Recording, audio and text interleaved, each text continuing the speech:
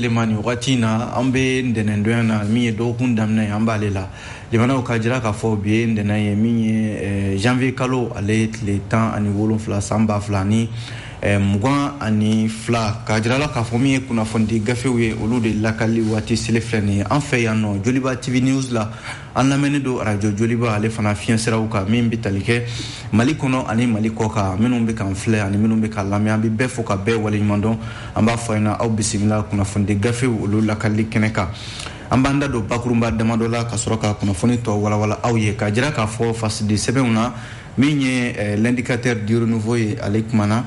lemanaw a y'a jira k'a fɔ ko Mali bɛ sanga bonda la an bɛ don min na i ko bi sabu a jira la k'a fɔ kunnafoni kɔnɔna la l'indicateur du renouveau ale daɲɛ fɔlɔ yɛrɛ la ko min ye jamanakuntigi kɔrɔ Elhaji Ibrahim Boubacar Keita lemanaw ko ala ka wele sera ale ma kunungo kari yɛrɛ sɔgɔmada waatiw la ko Ibrahim Boubacar Keita min ye politiki bunakun ye a y'i senbɔ la ni ala ka diɲɛ ye an bɛna an da don o la sisan nɔ indicateur kɔnɔ o mana bɔ yen nɔ l'essor kumana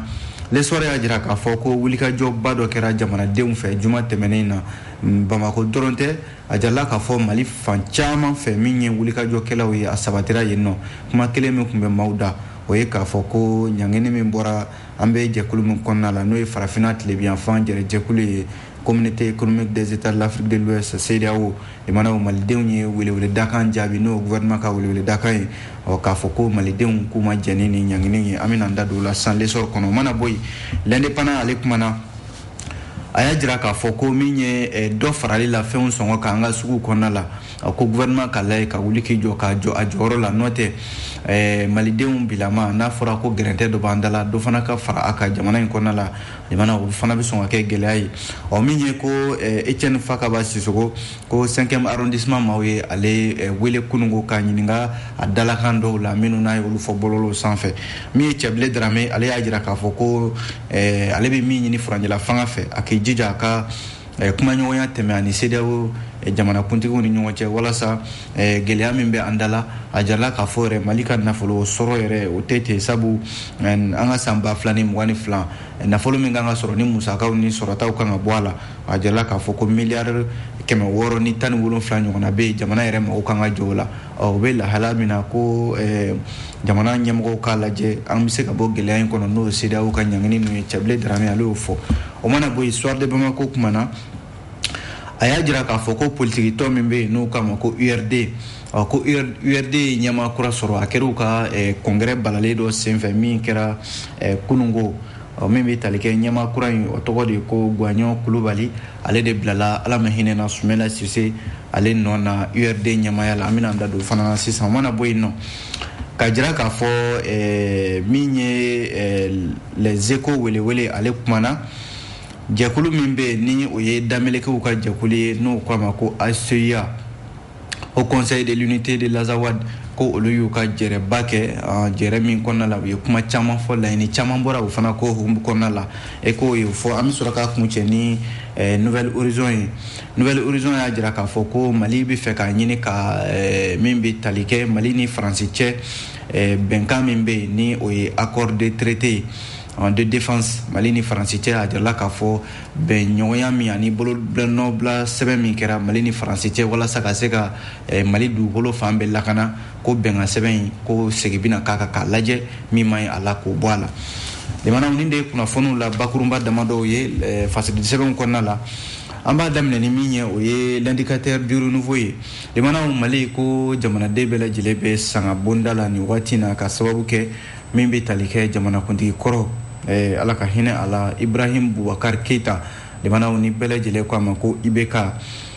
jamanakuntigi kɔrɔ kun ale min ye jamana mara lemanaw ka taa san 2013 ka n'a bila san 2020 na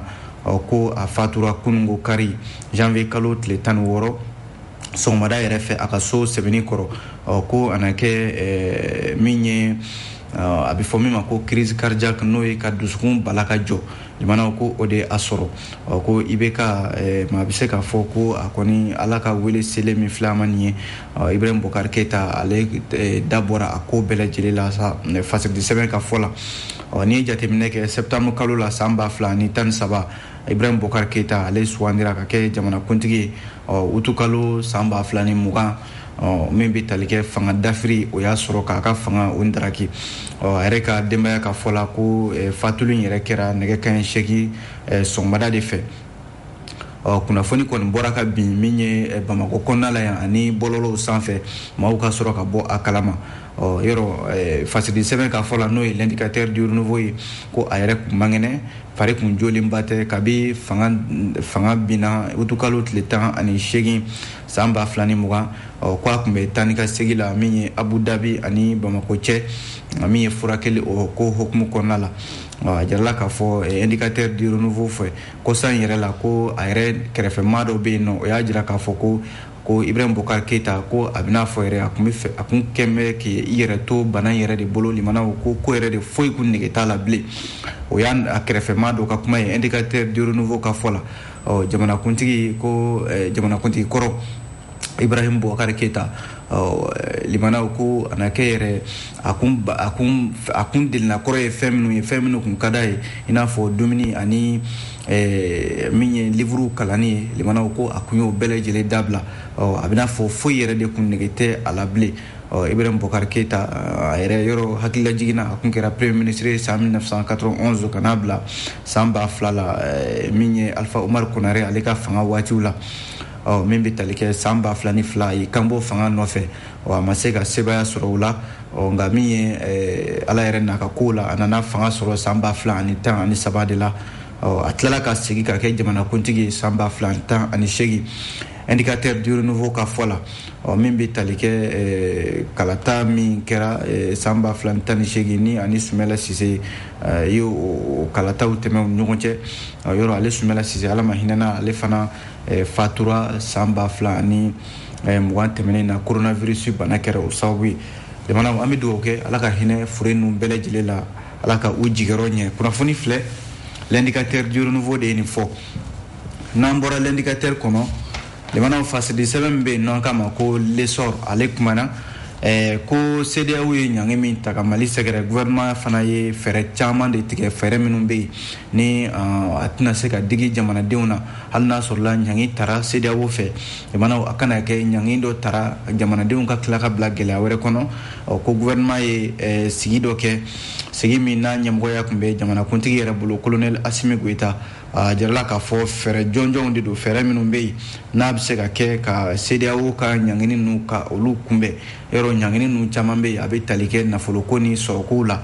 jagoko nasira ninnu na walasa dadigi kana kɛ jamanadenw na a jarala k'a fɔ jamana ɲɛmɔgɔ olu ye fɛɛrɛ minnu tigɛ a dɔ bɛ tali kɛ kɛrɛnkɛrɛnnenya la jamanaw yɛrɛ cɛ o bɛ se ka nɔgɔya cogo min na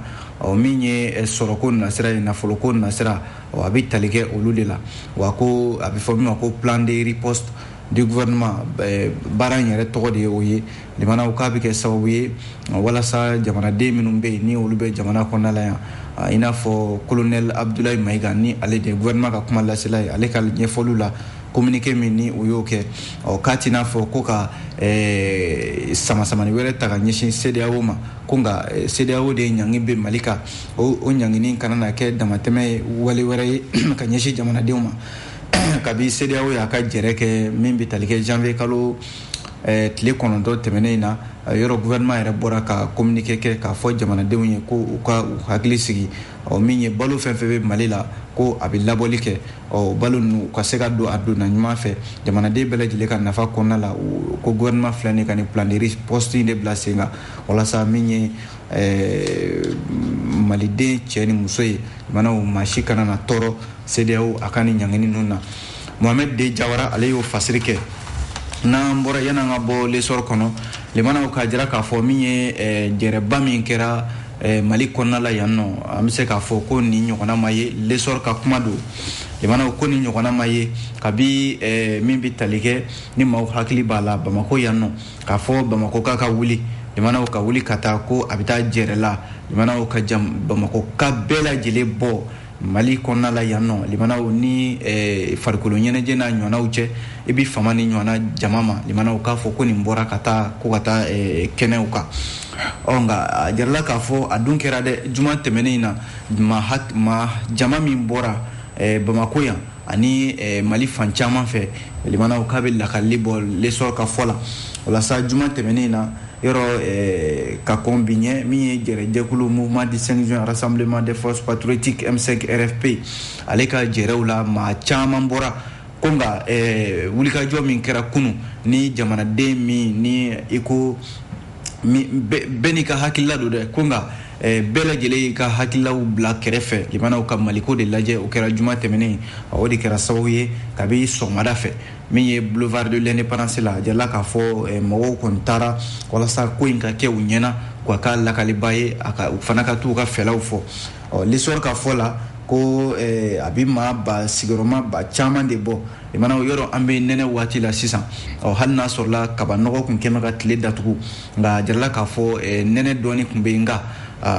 limanaw funteni min kun bɛ yɔrɔ kofɔlen in na hadamaden yɛrɛ funteni limanaw maa caya fɛ a kɛra sababu ye maa caman bɛ min ye tile n k'a fɔ funteni a ye maa caman tɔɔrɔ o de la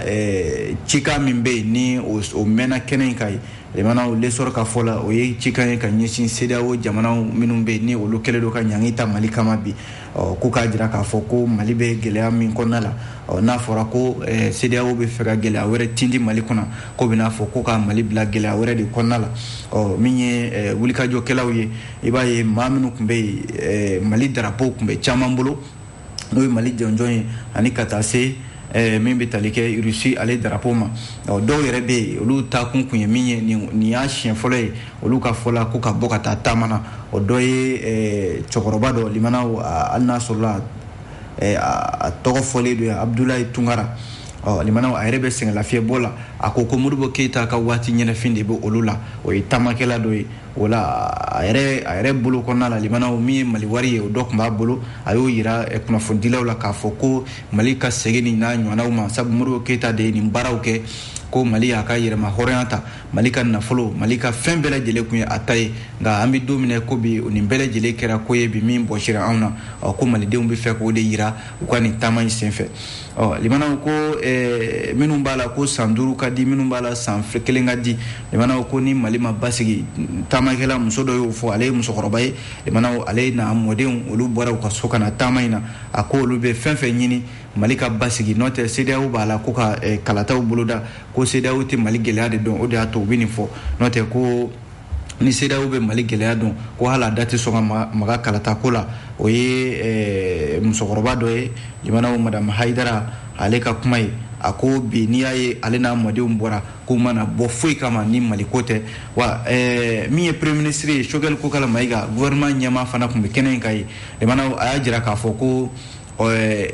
olu gouvernement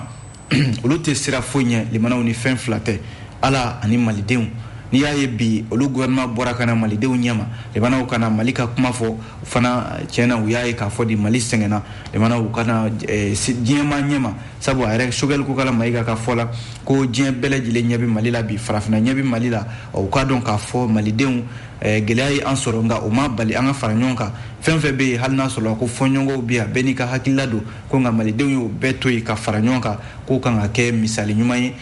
diɲɛma kɛrɛnkɛrɛnnenya la CEDEAO kan ka min ye Bamako tɛmɛnen kɔfɛ a jarala k'a fɔ wulikajɔ in limanaw a kɛra Mali fan caman fɛ k'a daminɛ Sikaso ka taa Segu San Ɲɔnɔ Kayi Mopti Ɲoro hali n'a sɔrɔla fɛn fɛn kɛra nin yɔrɔ in na limanaw an tɛna an da don o la nka k'a jira k'a fɔ dɔrɔn min ye Kucala fana Kulikoro Masina Joyila Ansongo Bila Tombouctou Kɔlɔnjɛba a n'a ɲɔgɔnna caman min ye AMAPU ka lasigiden fɛn fɛn bɛ nin yɔrɔ in na kunnafoni fɛn fɛn bɔra o yɔrɔw la limanaw waati yɛrɛ kama an tɛna an da don bɛɛ la nka k'a jira k'a fɔ dɔrɔn l'essor ka fɔ la wulikajɔ kɛra nin yɔrɔ bɛɛ lajɛlen la kunnafoni filɛ an ye nin bɔ fasidi sɛbɛn l'essor kɔnɔna la n'an bɔra yen an bɛ don min ye l'indépendant ale kɔnɔ limanaw l'indépendant kumana a y'a jira k'a fɔ min bɛ tali kɛ nin wagati in na min ye Cɛbilen Darame ale kumana l'indépendant kɔnɔna la bi a ko a ka politique tɔn ni o ye parrainage ye a ko waati ka lajɛ joona joona walasa Mali jamana ɲɛmɔgɔw k'a lajɛ u ka kuma CEDEAO mɔgɔw fɛ min ye gɛlɛya min bɛ yen a ka se ka wuli ka bɔ yen n'o tɛ ko Mali yɛrɛ an ka nafolo min bɛ yen n'an bɛ baara kɛ n'o ye san 2022 in kɔnɔ n'o y'an ka budget ye yɔrɔ o budget la majɛ b'a la majɛ min n'u kama ko déficit budgétaire limana o bɛ t'i jɔ miliyari 617 i b'a sɔrɔ miliyari 600 in na an bɛ taa o juru bɛ don an na walima an k'o minɛ dɛmɛbaw fɛ limana an ni jamana minnu bɛ baaraw la ɲɔgɔn fɛ i n'a fɔ CEDEAO n'a ɲɔgɔnnaw CEDEAO ni UEMOA olu kɛlen don k'a datugu Mali da la bi sɔrɔko nasiraw la min ye parti pour la renaissance nationale n'u kama parina ɲɛmɔgɔba Cɛbilen Darame limana a y'a ɲini jamana ɲɛmɔgɔw fɛ k'u ka sigi ka fɔ joona u k'a boloda u ni CEDEAO jamana ɲɛmɔgɔw cɛ walasa an ka bɔ ni gɛlɛya in kɔnɔna la limana ni o kuma fɔra a jarala k'a fɔ o waati kelen min ye Mali yɛrɛ kɔnɔna la yan ko jateminɛ kɛlen don k'a fɔ fɛn dɔw bɛ yen dɔ de bɛ ka fara olu sɔngɔ kan an ka jamana kɔnɔna la yan yɔrɔ n'a fɔra ko ka dɔ fara fɛnw sɔngɔ kan a kuma fɔra ko ka bɛɛ ka lajɛ ka ji dɔɔni kɛ i koliji la walasa an bɛ gɛlɛya min kɔnɔna la dɔ bɛ se ka bɔ a la cogo min na ko ni ye sugu kɔnɔna la bi limana a jɛla k'a fɔ feerefɛn dɔw bɛ yen nɔ dɔ bɛ ka fara olu sɔngɔ kan yɔrɔ CEDEAO y'a ka ɲangi min bɛ Mali kan a ma mɛn yɛrɛ kunnafoni bɛ ka bɔ ka bin k'a jira k'a fɔ ko feerefɛn dɔw bɛ yen i n'a fɔ siman limana o siman tɔni 1 a tun bɛ 20,000 na yɔrɔ o yɔrɔ ka ca ko nka dɔ farala k'a kɛra 26,000 ye min ye sukaro kilo 1 ye o tun bɛ 100 ni dɔrɔmɛ 10 o bɔra ka taa 100 ni 40 la fan dɔw fɛ fan bɛɛ tɛ nka fan dɔw fɛ indépendant ka fɔ la ko min ye gazi yɛrɛ buteli 1 n'o ye kilo 6 ye o fana tun bɛ ka feere 600 o bɔra o la ka taa 1000 dɔw yɛrɛ b'a feere 1000 ani 200 yɔrɔ an tɛ se ka to nin lahala in kɔnɔna la o de la min bɛ tali kɛ gouvernement ka jɔda minnu bɛ yen a n'a ka baara boloda minnu bɛ yen n'o ye service technique ye jamana olu ka lajɛ ka se ka sugu kɔnɔna ninnu lajɛ hali n'a sɔrɔla u bɛ ka wulikajɔw kɛ walasa ka sɛgɛsɛgɛli kɛ ko nka yɔrɔ dɔw bɛ yen jamana olu bɛ ka sanni feere min ka d'u ye sɔngɔ min ka d'u ye u bɛ ka fara fɛnw sɔngɔ kan kunnafoni filɛ ne ka kuma tɛ l'indépendant de y'a fɔ dɛ limana yanni an ka bɔ indépendant kɔnɔ a jirala k'a fɔ ko min ye CEDEAO ka ɲangini ninnu kɔfɛ ko min ye Etienne Fakaba Sisoko limanaw ko ale ye kuma dɔw fɔ a ka bɔlɔlɔw sanfɛ o kɛra sababu ye min ye 5e arrondissement maaw ye k'u y'a wele k'a ɲininka a dalakan na l'indépendant ka kuma la a kɛra kununko kari yɛrɛ 5e arrondissement polisilakaw min filɛ Lafiyabugu maa minnu bɛ kunnafoni kalama olu y'a jira k'a fɔ maa kofɔlen n'o ye Etienne Fakaba Sisoko ye a yɛrɛ ka bɔlɔlɔ n'o ye a ka page Facebook ye ko a ye kuma dɔw fɔ o ka kuma minnu bɛ yen n'o bɛ maaw hakilila yɛlɛma CEDEAO ka ɲangini ninnu sababu la dɔwɛrɛ tɛ yɔrɔ Etienne Fakaba Sisoko a yɛrɛ sɔrɔ dɔnbagana don an ka jamana kɔnɔ yan a ka kumaw la ko an bɔra ka gɛlɛya min fɔ sisan n'o ye minɛnw sɔngɔ yɛlɛli ye a ko tulu sɔngɔ yɛlɛlen don sukaro kilo sɔngɔ yɛlɛlen don siman tɔni yɛlɛlen don a y'o kuma min fɔ a ka bɔlɔlɔw sanfɛ dɛ a na kɛ 5e arrondissement ma olu de y'a wele k'a ɲininka a dalakan na o kuma ninnu na kunnafoni filɛ l'indépendant ale y'o fɔ limana o mana bɔ yen nɔ an bɛ don min ye faside sɛbɛn le soir de Bamako kɔnɔna la soir de Bamako kuma na limana a ka kuma la dɔwɛrɛ tɛ dɛ a jala k'a fɔ ko min ye politique tɔn min bɛ yen n'u k'a ma Union pour la République et la démocratie bakurunba la URD URD politique tɔn ko u ye ɲɛma kura sɔrɔ o kɛra u ka congrès fɔlɔ min ni o ye congrès balalen o senfɛ ɲɛma kura min ni o sugandira tɔndenw fɛ o kɛra Guagnon Kulubali ye ni ye jateminɛ kɛ parti Union pour la République et la démocratie bɛrɛbɛrɛli tɔn filɛ nin limanaw ni u y'a ɲini janvier kalo tile 16 u bɛnna kununko karima a senfɛ a jarala k'a fɔ ala ma hinɛna Sumayala Sise min n'ale ye politique tɔn in sigi sen kan yɔrɔ kaba ale fatura limanaw min ye a ka jɔyɔrɔ n'o ye URD ɲɛmaya ye o ma se ka sɔrɔ fɔlɔ o de la congrès min na a kɛra a ɲɛma danga sabanan n'o ye madame Kulubali Kajatu Samake ye ani u ka bureau exécutif national n'o ye BN o maa caman o bɔra jamana fan caman fɛ ani minnu bɛ jamana yɛrɛ kɔ kan jamanaw caman nana u ka ni congrès balalen na o la sa a ka kuma kɔnɔna la discours min n'a y'o kɛ madame Kulubali Kajatu Samake jamanaw a ko congrès min kɛlen filɛ nin ye ni a yɛrɛ ka fɔ la ko nin b'a yira de k'a fɔ ko URD tɛ maa kelen ta ye URD tɛ maa si ka tiɲɛ ye wa maa si kelen tɛna k'a fɔ k'i bɛna URD sama k'a k'i ta ye ko politique tɔn in sariyaw b'o de yira wa politique ton sariyaw tena a daga mashima ika ke URD ɲɛma ye k'a sɔrɔ dun kuntilenna foyi t'i la i bɛ ɲɛmaya la a fɔra ko i ka fɛn fɛn kɛ politique tɔndenw ye o ɲini fɛ o si ma se ka kɛ ko kabi URD sigira san 2003 ka na bila sisan na politique tɔn in kɛra politique tɔn jijalen ye wa hakilila min b'u bolo hakilila min ni o ye ka jamanadenw tugu u nɔfɛ ka fanga ɲini lemana u ka article 58 o de kɛra sababu ye URD kɛra politique tɔn ye min n'a sigira gɛlɛya kunta a kɔnɔna la ko nka ko kabi Sumala Sise fatura a fɔra ko ka a ɲini ko ka ma sugandi ka o bila URD ɲɛmaya la lemana ko maa minnu bɛ ɲɛmaya la bi k'olu ma sɔn o ma o de la u fana y'a ɲini politique tɔn ye ko maa caman bɛ u ye wele bila u ma ko ni ye maa tila saba ye saba o saba n'i y'o ta maa fila olu ko olu sɔnna ko kɔngɛrɛ ka kɛ madame Kulubali Kayatu Samake a ka kuma la ko nin t'i n'a fɔ ko politique tɔnw yɛrɛ dama ni ɲɔgɔn cɛ ko dɔ fan dɔ ye se sɔrɔ dɔ kan ko o tɛ ko nka ko nin bɛna fɔ de politique tɔndenw caman y'a ka fɛla de ye ko ɲɛmɔgɔ ka ɲini walasa u ka se ka bɔ samasamani na min bɛ u ka politique tɔn in kɔnɔna la o de la congrès extraordinaire min kɛra kunungo kari Bamako yan nɔ a kɛra sababu ye u ye danaya ta k'a da Gɔɲɛ Kulubali ale de kɛra URD ale ɲɛmaa ye an bɛ waati min na i ko sisan aya kunnafoni filɛ limanaw an ye nin bɔ soir de Bamako de kɔnɔ n'an bɔra soir de Bamako kɔnɔ an bɛ don face de sɛbɛn les échos ale kɔnɔna la limanaw Echo y'a jira k'a fɔ nin wagati na ko min ye jɛkulu min bɛ yen n'o kama ko HCEA tɛ dɔwɛrɛ ye limanaw o ye min bɛ tali kɛ Haut Conseil pour l'unité de l'Azawad k'u y'u ka congrès kɛ congrès min ni nin y'a siɲɛ fɔlɔ ye a kɛra Kidal marabolo kɔnɔna la janvier kalo tile 11 tile 12 a n'a tile 13 tɛmɛnen san 2022 ko u ka ni sigiba min filɛ nin n'a kɛra ko maa caman de yera kɛnɛ kan minnu bɔra Algérie, Niger, Libye, Mauritanie u ka délégués bɔra Bamako yan fana Gao, Tombouctou, Menaka, Taoudeni ani yɔrɔ caman an'u ka laadala ɲɛmaw olu fana tun bɛ a ko kɛnɛ kan ko les Échos ka fɔ la min ye SEMA secrétaire généraux ye olu fana tun bɛ kɛnɛ kan ka taa se plateforme ani cadre stratégique permanent CSP olu fana tun bɛ a ko kɛnɛ kan ye min ye kunnafoni sɛbɛn ka fɔ la ni o ye les Échos ye limanaw a ko kuma caman bɛnkan caman de bɔra u ka ni congrès fɔlɔ in kɔnɔna la ni o ye congrès extraordinaire ye limanaw a jala k'a fɔ HCEA n'o ye Haut Conseil de l'unité de l'Azawad ye n'o ye Azawad ka kelenya jɛkuluba min filɛ nin ye yɔrɔ a sen fɛ ko jɛkulu dɔw fana bɛ olu nana fara u kan o dɔ bɛ tali kɛ MSACE FPA MPSA ani CJAE k'olu bɛɛ lajɛlen farala HCEA kan ka a jɛkulu in bonya ni ye jateminɛ kɛ min ye Timtagen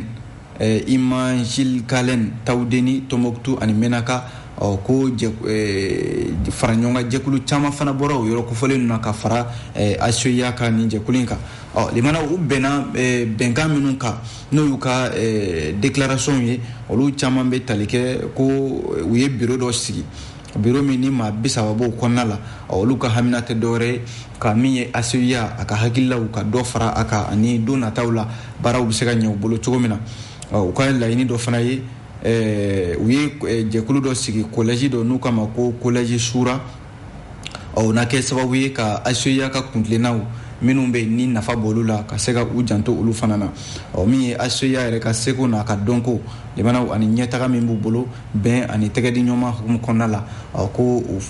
u bɛnna o fana kan ko nka limanaw ko a bɛ n'a fɔ u nimisalen don ko kelen na o ye k'a fɔ ko gouvernement n'o ye furanjɛla fanga ye o ye layidu dɔw ta i n'a fɔ bɛnkan sɛbɛn min n'o ye accord pour la paix ye ale kan ka lawaleya i n'a fɔ a kan ka kɛ cogo min na ko nka u ma se ka ɲɛtaba de ye o ko la u y'o fana ɲɛfɔ ko nka u kɔni u sigilen don min ka bi o ye k'a fɔ bɛnkan sɛbɛn accord pour la paix ale ka se ka lawaleya min bolonɔ bilala Algérie ka na laban Mali la yan nɔ ko u bɛ CSP n'o ye jɛkulu dɔ ye min donna u ka tɔn na u b'o olu senkɔrɔma don dɔ kosɛbɛ u y'a jira k'a fɔ jɛkulu bɛ yen n'o bɛ kɔrɔyanfan in fɛ yen limanaw ko na far'u kan walasa ka se ka HCEA ka hakilinaw k'a don ba la kunnafoni filɛ an ye nin bɔ les Échos welewele ale de kɔnɔna la an bɛ kunnafoni kuncɛ ni min ye limanaw o ye Nouvelle Horizon ye Nouvelle Horizon kumana limana ndolatan ko nasira la nga yana nga se ndolatan ma limana amanda domina oye Mali ale ni France cɛ bara min be no ye lakana ko ye traité min be no ye bɛnka sɛbɛn min bolo no bilala Mali ni France cɛ limana kabi samba fla ani tan ani nani watiw la yɔrɔ min ye Mali jamana ye ale ni France jamana y'u bolo no bila sɛbɛn min na no ye accord de traité de défense ye ko a sera sa bɛnka sɛbɛn a ka lajɛ ka se ka min man y'a la k'o bɔ a la a kuma yɛrɛ sɛbɛntiyara min ye premier ministre Choguel Kokala Mayiga fɛ jabaranisoba sanfɛ ORTM o kɛra sibiri tɛmɛnen min ye janvier kalo tile 15 ye a jarala k'a fɔ a kuma fana tala ka sɛbɛntiya an ka ministre fɛ min bɛ an ka jamana ni jamana wɛrɛw cɛ baara kunna Abdoulaye Diop nin b'a jira k'a fɔ France ni Mali cɛ baara ɲɔgɔnya min bɛ lakana ko siratigɛ la ko sɛbɛn min b'u don ɲɔgɔn na n'o bɛ tali kɛ France ale sira bɛɛ tun bɛ France bolo sariya ko nasira ninnu na France n'a kun jara ye a tun b'a ka pankuru wuli Mali la yan a tun tɛ maa ɲininka ni yɔrɔ yɔrɔ kun jara ye wa ko hali anw yɛrɛ maliden minnu bi yan n'an ka kɛlɛcɛw kun kan ka wuli n'u bɛ taa kɛlɛ kɛ ni avion kan ka wuli anw tɔgɔ la limanaw k'u tun bɛ France de ɲininka fɔlɔ an bɛ fɛ ka taa nin yɔrɔ in na ko o gɛlɛya minnu b'a kɔnɔna la a jarala k'a fɔ ko o de kun kɛra sababu yɛrɛ ko hali Mali ka yɛrɛma hɔrɔnya limanaw ka dankari kɛ o la ko a jarala k'a fɔ nin bɛɛ lajɛlen bɛna lajɛ min man ɲi a la Mali ni France cɛ limanaw ka o kow ka olu sama ka bɔ a la an b'a kuncɛ ni min ye farikolo ɲɛnajɛ limanaw a jarala k'a fɔ CAN Cameroun 2022 Mali ni Gambie Mali ka bɔko filanan baaraw olu kɛra ko nka jɛkulu fila in n'o ye Mali ni Gambie ye ko a bɛna fɔ bɛɛ lajɛlen bɛ jɔyɔrɔ ɲuman na Nouvelle Horizon ka fɔ la sabu ni jɛkulu fila in dolatan kulu fila in bɛɛ lajɛlen u bɛɛ lajɛlen bɛ kulu min kɔnɔna la n'o ye poule F ye a jarala k'a fɔ u bɛɛ lajɛlen kuru naani o de b'u bolo nka min ye Mali limanaw maaw kun hakili la ko ale bɛna sebaya sɔrɔ Gambie ka taa fara dolata kulu ka jamana minnu bɛ yen ni maa bɛ se k'a fɔ olu de ye jɔyɔrɔbatigiw ye bi ni olu taara 8e de finale la Cameroun b'o la ale min bɛ ka tulo labɛn ka taa se Maroc ma ani Nigeria maaw kun miirina b'a la ko Mali ka samata sɛgɛw limanaw olu kun makɔnɔnen don walasa ka taa fara ni jamana damadɔ kan ko nka Gambie nana i jɔ a jɔyɔrɔ la limanaw kunungo dolata min kɛra Mali ni Gambie cɛ ni an yɛrɛ ka dola min ni o sɔrɔla o kɛra tibabaw ye n'o ye penalty ye miniti 79 la Ibrahima Kone ale y'o don yɔrɔ Gambie fana a nana jija ballon ban waatiw yɛrɛ kana bin ka ji bɔ a kɛra 1-1 miniti 90 waatiw la limana o de kɛra sababu ye an ka kulu in kɔnɔna la n'o ye poule F ye ndolatan tako filanaw la n'o ye 2e jour n'o ye Mali kɔni a bɛ jɔyɔrɔ ɲuman na sa ko nka